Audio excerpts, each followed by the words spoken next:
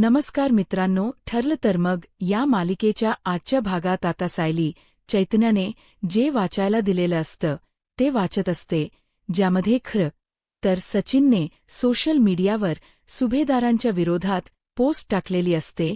सुभेदारांनी कशा पद्धतीने त्याचा छळ केलाय, त्याच्यावर काय काय म्हणून आरोप केले आहे, या सगळ्याबद्दल तर खोट नाटक त्याने सोशल मीडियावर पोस्ट टाकून सिद्ध केलेलं असतं.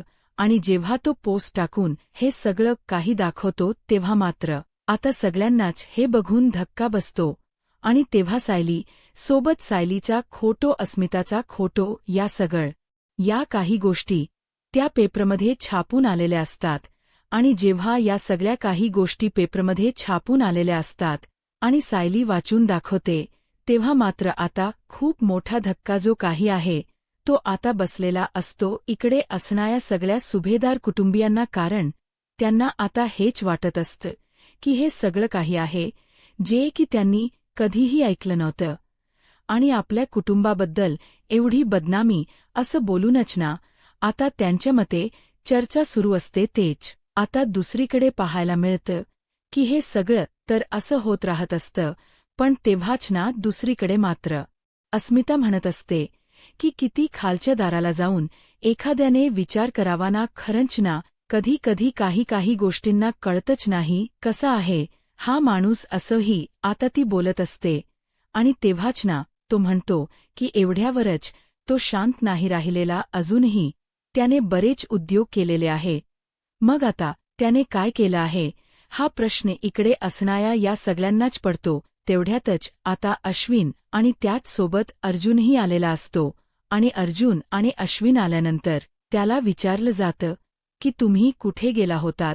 तेव्हाच ना अश्विन सांगतो की माझ्या एका क्लायंटला मदत हवी होती आणि यासाठी आम्ही जरा बाहेर गेलो होतो आणि मी सोबत दादालाही घेऊन गेलो होतो, असं तो बोलतो. तेव्हा ती पोस्ट ना आता अर्जुनच्या हाती लागते. अर्जुन जेव्हा ती पोस्ट वाचतो तेव्हा त्याला राग येतो.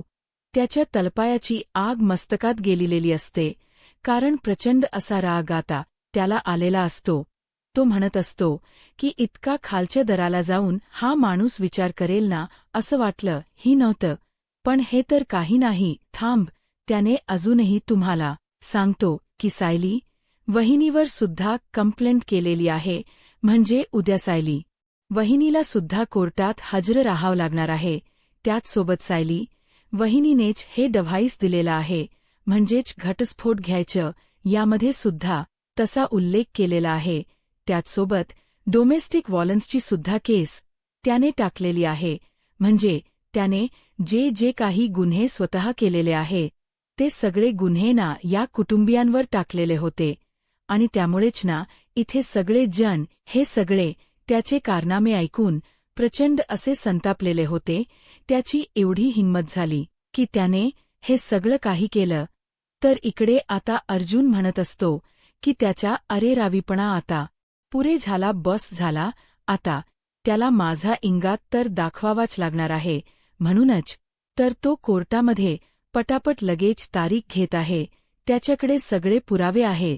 तर आता इकडे अर्जुनला समजलेलं असतं की लगेच त्याने उद्याची तारीख सुद्धा मागून घेतलेली आहे. कारण त्याला आपल्याला वेळ करायला, आपल्याला पुरावे शोधायला जराही वेळ द्यायचा नाही. आणि त्यासाठी तो मास्टर प्लॅन करतोय. पण त्याला हे माहीत नाहीये की तो असा अडकला जाईल ना. तेव्हाच ना इकडे आता सायलीला अशा अवस्थेत आता उद्या कोर्टात जावं लागणार आहे. आणि नाही त्या प्रश्नांना सामोर जावं लागणार आहे. ही गोष्ट आता घरात सगळ्यांनाच कळलेली असते. आणि त्यामुळेच ना आता सगळी जण विचार करत असतात की बिचारा सायलीला या अशा अवस्थेत काय म्हणून सहन करावं लागणार आहे. त्याच वेळेला सायली आता एकदमच पेटून उठते आणि अर्जुनला म्हणत असते की पुरे झालं, त्याची अरेरावी आपण सहन केली, पण इथून पुढे नाही. त्याचा जो काही मास आहे ना तो आता उतरवायची वेळ आलेली आहे. मी तर म्हणते उद्या ना कोर्टामध्ये ना अशा पद्धतीने हिअरिंग करा ना, जेणेकरून ना तो अक्षरशः तोंडावर पडायला हवा. त्याच्याकडे त्याच्याबद्दलचे कोणतेही पुरावे नको असायला हवेत. म्हणजेच आपण त्याच्या तोंडावर असे पुरावे मारायचे ना की तो बघता क्षणी शांत बसला पाहिजे. आपण असं काहीच करायचंही आता सायली सांगत असते. आणि सायली जेव्हा या सगळ्या काही गोष्टी बोलते ना तेव्हा मात्र आता इकडे सगळे जण सायलीला शांत करत असतात. कारण सायली जी आहे ती प्रचंड संतापलेली असते आणि ती तशा पद्धतीने बोलत असते. मग तेव्हाच ना हे सगळं बघून ना सायलीला चक्कर येत असते. तेव्हा सायलीला सगळीजण शांत करून पाणी वगैरे देत असतात. अर्जुन सायलीला म्हणत असतो की बायको तू जराही काळजी करू नकोस, मी आहे ना, मी माझ्या पद्धतीने हे सगळं प्रकरण हँडल करतो, मग तर झालं. आणि असं बोलूनच ना तो आता कसबस तिला शांत करत असतो. तेच दुसरीकडे आता पाहायला मिळतं की हिपद त्या बाबाकडे आलेला असतो जो बाबा त्याला आधी सुद्धा भेटलेला असतो. आणि त्या बाबाचे येऊन तो आता चक्क पाय वगैरे धुत असतो. पाय धुवून झाल्यावर त्या बाबाचे पाय पुसूनही देतो. पण तो बाबा आता भडकतो आणि त्याने जोरातच ना महिपतला ढकलून दिलेलं असतं. समोर काही माणसंही बसलेली असतात. महिपतला लातेने तुडवल्यावर इथे सचिन म्हणतो की काय महिपतला लातेने तुडवले, आता तर काही बघायलाच नको. या महिपच्या तिसरा डोळा उघडणारच असंही आता म्हटलं जात असतं. जेव्हा या सगळ्या गोष्टी बोलत असतो ना इकडे सचिन, तेव्हा मात्र इकडे काहीतरी वेगळंच होतं. म्हणजे ज्या काही गोष्टी घडत असतात त्या वेगळ्याच असतात. आणि हे सगळं बघून ना महिपत आता म्हणत असतो तो की माझं चुकलंय, मला माफ करा, मला मान्य आहे माझ्याकडून चूक झाली, पण प्लीज मला माफ करा असंही आता बोललं जात असतं. मग मला तुझी परीक्षाच घ्यायची होती, मला हेच बघायचं होतं की तू नेम काय करतोयस ते, आणि तू या परीक्षेत पास झालास म्हणजेच एखाद्यावर आपण अशा पद्धतीने हल्ला केला, काही केलं तर तेच मला तपासायचं होतं की तू माझ्यावर चिडचिड करतोस, तुझा सगळा काही दोष जो आहे तो माझ यावर टाकतोस का, हे सगळं मला बघायचं होतं, अनुभवायचं होतं, आणि याचसाठी मी हे सगळं केलं असंही आता म्हटलं जात असतं. आणि तेव्हाच महिप्त सांगत असतो की साहेब, म्हणजेच मी तुम्हाला सांगतो ना, मला माहिती आहे मी आतापर्यंत खूप बेकार काम केले, पण इथून पुढे मी ठरवलं आहे की नाही करायचं कोणतंही वाईट साईट काम. जे काही आहे त्याला सामोरं जायचं आणि सगळ्यांपासून अलिप्त राहायचं. मी आतापर्यंत खूप गुन्हेने केले, पण आता नाही. आता मी समजले ना की या सख्यातून मला बाहेर पडायचं असो, मी तसाच बाहेर पडतोय असंही आता काहीच तो बोलत असतो. तेव हा तिथे असणारा जो महाराज असतो, जो बाबा असतो, तो सगळ्यांना आता सांगू लागतो की कशा पद्धतीने जो महिपद आधी वाईट होता आणि आता सुधारलेला आहे ते.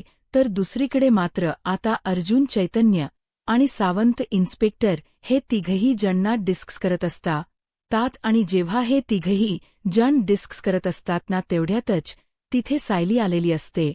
आणि सायलीला ना आता वैताग आलेला असतो, म्हणूनच सायलीला आता ह्यांचं बोलणं ऐकायला यायचं असतं. नेमकं अर्जुनने काय काय प्लॅनिंग केलं आहे राहते, पण आता अर्जुन ना सायलीला तिथे उभंही करत नाही. तो तिला म्हणत असतो की बायको तू प्लीज जा ना इथून. मग आता का मला का जायला सांगताय, मी काय केलं आहे, अहो माझाही थोडा वेळ जाईल ना म्हणून म्हटलं. पण इथे अर्जुनला असं वाटत असतं की सायलीने या सगळ्यामध्ये स्वतःला स्ट्रेस घ्यायला नको, आणि म्हणूनच मग तो आता सांगत असतो की प्लीज हा तुझ्या इथून, आम्ही आमचं काम करतो, नंतर तुला मी सांगतो, पण आता तू इथे थांबू नकोस असंही आता अर्जुन हा सायलीला सांगतो. तर इकडे सायली चैतन्याला सुद्धा सांगत असते, पण चैतन्य आता अर्जुनच्या समोर काहीच बोलू शकत नसतो. मग आता सायलीला निमूटपणे तिथून जायला लागणार नारच असतं. त्यानंतर सावंत इन्स्पेक्टर, त्याचसोबत चैतन्य आणि अर्जुन आता उद्याच्या कोर्टामध्ये केसमध्ये काय काय डिस्कस करायचं याबद्दलच चर्चा करत होते. म्हणजेच कॅनडामध्ये असताना त्याचं काय होतं काय नाही याबद्दलची सुद्धा माहिती आता अर्जुन काढायचा प्रयत्न करत असतो. तेच महिपतला तो बाबा बोलत असतो की मी तुझी परीक्षा घेतली आणि त्या परीक्षेत तू पास झाला, सहमाचीच तरी परीक्षा होती आणि मुद्दामहून मी तुला क्रोध येतो का राग येतो का हे पाहत होतो, पण तुला आला नाही.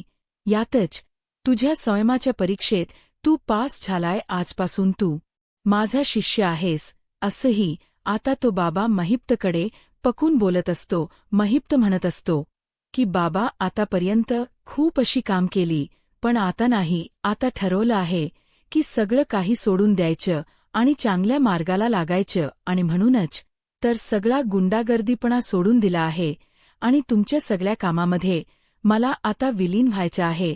म्हणजेच काय, तर मी आता तुमची सेवा करणार आहे, हेही आता तो म्हणत असतो.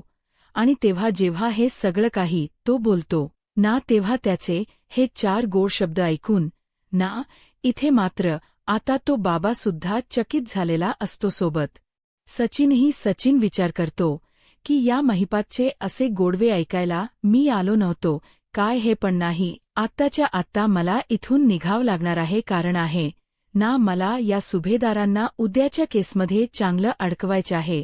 आणि मी या काय ऐकत बसलोय. महिपच्या असा विचार नाना आता इथे असताना सचिन करत असतो, कारण सचिनला असं वाटत होतं की हा महिप्त उगाच सुधारलेल्याचं नाटक करतोय, पण हा महिप्त खरंच बदललाय की हाही विचारणा कुठेतरी आता केला जात असतो. जेव्हा या सगळ्या गोष्टींचा विचार केला जातो तेव्हा तो लगेचच तिकडं निघतो, कारण या बाबा आणि महिपचे कारनामे त्याला जास्त वेळ बघायचे नसतात आणि यासाठी तो तिथून बाहेर पडलेला असतो. तेच दुसरीकडे मात्र आता इथे महिप्त जो आहे तो मात्र एकदम चांगली सेवा करत असतो त्या बाबाची, कारण त्याला असं वाटत असतं की आता आपण चांगलं काम करायचं, चांगलं काम केलं तरच आपल्याला यश आहे, हेही त्याला माहिती असतं. आणि म्हणूनच तो तिथे बसून हे सगळं काही करत असतो. तेव्हाच दुसरीकडे आता सायली इथे उभी असते. सायली उभी असताना थोडा विचार करत असते. तेच दुसरीकडे आता या विमल जी आहे तिने आता कॉफी आणि चहा रेडी केलेला असतो आणि ती आता तो घेऊनच ना जाणार असते. आणि जेव्हा हे सगळं तयार करून जेव्हा ती घेऊन जाणार असते ना, तेव्हा आता सायली तिथे जाते आणि सायली विचारते की तुम्ही ह्यांच्यासाठीच कॉफी आणि चहा घेऊन जाताय ना. तर विमल म्हणते की हो. मग विमल ताईला ती म्हणते की मी घेऊन जाते, तुम्ही काळजी करू नका. मग आता विमलच्या हातात ना कॉफीचे जे कप असतात ते आता सायली स्वतः घेते आणि सायली स्वतःच अर्जुनच्या रूमकडे म्हणजे त्या स्टडी रूमकडे जायला निघत असते, कारण आहे ना तिला ते डिस्कशन ऐकायचं होतं. ती लोक काय काय बोलतात ना हे जाणून घ्यायचं होतं. म्हणूनच मग ती आता कॉफी चहाच निमित्त करून तिथपर्यंत गेलेली होती. आणि जेव्हा ती तिथे जाते ना, तेव्हा अर्जुन आता पुन्हा एकदा सायलीला बघतो. सायलीला म्हणत असतो की काय बायको, मी मगाशी तुला म्हटलं होतं की इथपर्यंत येऊ नकोस, तरीसुद्धा आता कॉफीच निमित्त करून तू आलीस. त्यावर सायली म्हणत असते की मला एक गोष्ट सांगा, या आधी बॅच केसमध्ये तुम्ही माझी मदत घेतली आहे, मग या केसमध्ये तुम्ही मला हेल्प करायला का देत नाहीये, मला सांगा ना. मग तेव्हाच ना अर्जुन सायलीला म्हणतो की मला ना तुला स्ट्रेस द्यायचा नाहीये आणि या कामामध्ये जास्त स्ट्रेस असतो, त्यामुळे तू प्लीज जा आणि आराम कर. त्यामुळे तुझ्यासमोर आम्ही काही डिस्कस करणार नाही. त्यावर सायली म्हणते पण मला सुद्धा उद्या कोर्टात हजर राहायचे आहे ना. तुम्ही हे विसरताय का? अशा कशा गोष्टी तुम्ही विसरू शकता? त्यावर अर्जुन म्हणतो की मला माहिती आहे तुलाही उद्या कोर्टात हजर राहायच, पण तिथे कोर्टात जे काही बोलायचे आहे ते मी बोलणार आहे, त्यामुळे तू काळजी करू नकोस. जा आपल्या रूममध्ये जा आणि आराम कर. त्यावर सायली म्हणते नाही जाणार नाही, गेलात तर काय करणार आहात? त्यावर अर्जुन सायलीला म्हणतो तू जर गेली नाहीस ना तर तुझ्याशी मी बोलणार नाही बघा. असंही आता अर्जुन सायलीला ब्लॅकमेल करतो. त्याबरोबर सायलीला आता निमूटपणे तिकडनं निघावंच लागणार असतं. दुसरा आता सायलीकडे कोणताही ऑप्शन उरलेला नसतो. त्यामुळे सायली आता चुप्प बसते आणि तेव्हा अर्जुन तिला म्हणत असतो की तुझे ना इथे कोणी ऐकून घेणार नाहीये, तुला आताच्या आता जावं लागेल. आणि असं बोलून तो आता तिला तिकडून जायला सांगतो. त्याबरोबर सायली रागवून तिकडून निघून जाते. इथे इन्स्पेक्टर सावंतना सुद्धा हे सगळं बघून हसू येत असतं. तर दुसरीकडे पुढे त्यांचे डिस्कशन सुरू असतं आणि तेव्हाच ना सचिनला उद्या कोर्टामध्ये चारही बाजूंनी कस अडकवायचं, कशा प्रश्न उत्तरांमध्ये फसवायचं हे सगळं प्लॅनिंग. आता अर्जुन त्याचसोबत इथे असणारे इन्स्पेक्टर सावंत आणि चैतन्यानी केलेलं असतं. दुसरीकडे तोपर्यंत प्रतिमा ही आता कल्पना आणि त्याचसोबत प्रताप यांच्याशी बोलत असते. प्रतिमा बोलत असते की बघा, मला असं वाटतं की हिला इथे ठेवलं तर ती आराम करणार नाहीये आणि सध्या ना तिला आरामाची गरज आहे. आणि इथे तुम्ही सांगितलं कितीही तरीसुद्धा ती किचनमध्ये जाऊन काही ना काही करत राहणार आहे. त्यापेक्षा माझं असं म्हणणं आहे की तुम्ही ना तिला जरा वेगळं सोडा. म्हणजे कसं, मी तिला माझ्याकडे घेऊन जाते माहेर पडायला, म्हणजे थोडं तिला वाटेल. मग आता कल्पनाला थोड्या या गोष्टी पटत नसतात. म्हणजे कल्पनालाच ना आता सायलीला तिच्यापासून लांब पाठवायचं नसतं. पण त्याच वेळेला प्रताप कल्पनाला समजवतात, अगं ती आपल्यापासून लांब जास्त कुठे असणार आहे, ती आपल्यापासून जवळच आहे. की आपल्याला जेव्हाही सायलीची आठवण येईल तेव्हा आपण सायलीला भेटायला जाऊ शकतो. असंही आता प्रताप कल्पनाला समजावत असतात. आणि तसंही प्रतिमा म्हणते तसं ती इथे आराम करणार नाहीये. जरा 4 दिवस माहेरपणाला गेली ना तर निदान प्रतिमा तिला आराम तरी करायला सांगेल. तेव्हा तरी तिथे कोणतीही हालचाल ती करणार नाही. आणि तसंही तिला आरामाची गरज आहे. इथेही पाहतेस ना तू, काही ती आराम करत नाहीये. दुसरीकडे आता जी कल्पना आहे तिला सुद्धा आता ही गोष्ट पटलेली असते. प्रतिमा म्हणत असते की मी तिला माझ्यासोबत घेऊन जाते, म्हणजे कसं तीही आराम करेल आणि रविराज आणि माझ्याशी बोलून तिलाही थोडं बरं वाटेल. असंही आता म्हटलं जात असतं. तेच आता दुसरीकडे पाहायला मिळत की पण अर्जुनला विचारायला हवं ना, अर्जुन या सगळ्यासाठी तयार होतोय की नाही. मला तर वाटत नाही अर्जुन तयार होईल. प्रतिमा बोलतात, मी बोलते त्याच्याशी कसा तयार होत नाही मी. बघतेच, कारण आता सध्या तिला आरामाची गरज आहे. तर तिला आराम महत्वाचा आहे आणि ती इथे काही आराम करणार नाही हे तुम्हालाही माहिती आहे. मग आता कशी कशी कल्पना प्रतिमासोबत सायलीला पाठवायला तयार झालेली असते. कारण प्रताप यांनी सुद्धा आता कल्पनाला समजावलेलं होतं. कारण कल्पनाला असं वाटायचं की सायली 9 महिने तिच्या डोळ्यासमोर राहायला हवी. कारण तिचं माहेर असं नाहीये, पण प्रतिमाने आता तिचं माहेर जपलेलं असतं. आणि सोबतच रविराज आणि मी माझ्या मुलीची काळजी घेऊ असं देखील आता तिने सांगितलेलं असतं. तेच दुसरीकडे आता अर्जुनने घर डोक्यावर घेतलेलं असतं. कारण सायलीना रूममध्ये त्याला कुठेही दिसत नाही आणि बाकीच्यांना सुद्धा त्यांनी सांगितलेलं असतं की तुमच्या रूममध्ये सायली आहे का सांगा. पण आता अस्मिता सगळी जण येऊन सांगतात की सायली नाहीये. तेवढ्यातच तिकडे आता कल्पना प्रतिमाही आलेली असतात आणि आमच्या रूममध्ये सुद्धा सायली नाहीये हे सांगितलं जातं. मग सायली कुठे गेलीये. तेव्हाच आता अर्जुनला विचारलं जातं की सायलीच आणि तुझं काही भांडण झालं आहे का. तर जसं झालं असेल तर तसं सांग. मग तेव्हाच ना तो म्हणत असतो की नाही नाही, आमचं ना काहीच भांडणच असं झालेलं नाहीये खरं. तर मगाशी आम्ही डिस्कस करत होतो ना तेव्हा ती आली होती. तेव्हा तिच्यावर मी थोडासा रागवलो होतो. कारण तिला ना त्या केसमध्ये थोडं लक्ष घालायचं होतं. मग मी तिला म्हटलं की आता या सगळ्यामध्ये नको. मग दुसरीकडे अस्मिता सगळीकडे शोधते आणि तेव्हा ना अडगरच्या खोलीत ती जाते. तेव्हा सायली तिथे रुसलेली तिला दिसते. मग लगेच अस्मिता बाहेर येते आणि इथे सगळी जण टेन्शनमध्ये असताना त्यांना सांगू लागते की सायली तर ना अडगरच्या खोलीमध्ये आहे. मग आता सगळ्यांनाच टेन्शन येतं की सायली तिथे का गेली. पण आता अस्मिता सगळ्यांना सांगून हसत असते आणि ती म्हणत असते ती बहुतेक ना रुसली आहे आणि तिथे जाऊन बसली आहे. चला मी तुम्हाला घेऊन जाते. आणि असं बोलून आता अस्मिता हळू सगळ्यांना तिथे घेऊन जाते. सगळी जण स्टोअर रूममध्ये जातात तेव्हा सायलीना त्या टेबलाच्या मागे लपून बसलेली असते. सगळीच जणांना टेन्शन येतं की सायलीला असं झालंय काय. कधीच सायली राघव स्टोअर रूममध्ये वगैरे जाऊन बसली नव्हती, जे की आता जाऊन बसली होती. मग आता सायलीला असं रागवलेलं रुसलेलं बघून ना सगळ्यांनाच हसू येतं आणि मग तेव्हाच ना सायलीला विचारलं जातं की काय सायली काय झालं आहे. मग आता सायलीकडे बघून हसू लागतात सगळी जण. तर इथे अर्जुनही म्हणतो की बायको, तुला तर मी सांगितलं होतं की रूममध्ये जाऊन आराम कर, तू या अडगरच्या खोलीत काय करतेस.